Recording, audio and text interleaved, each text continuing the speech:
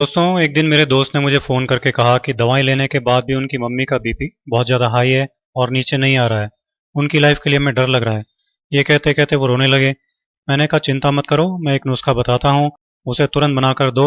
और एक एक्यूप्रेशर भी बता देता हूँ जो कितना भी बीपी हाई हो जाए तुरंत काम करेगा और 5-7 मिनट में ही बीपी नॉर्मल आ जाएगा।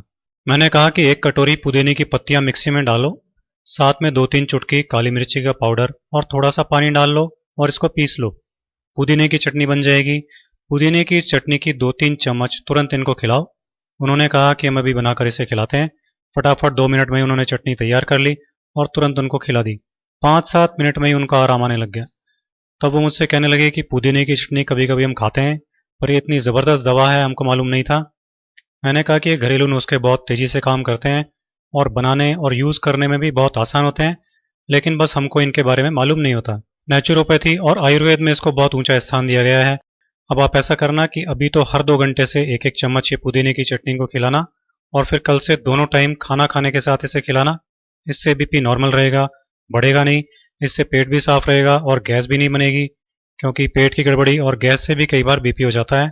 तो अगर इनको इसकी वजह से बीपी बढ़ रहा होगा तो वो प्रॉब्लम भी हमेशा के लिए ख़त्म हो जाएगी। मैंने उनसे कहा कि ज़रा कपड़े सुखाने की 4 चिमटियाँ ले आइए ताकि हाई बीपी का एक्यूप्रेशर भी कर दें। वो चिमटियाँ ले आए।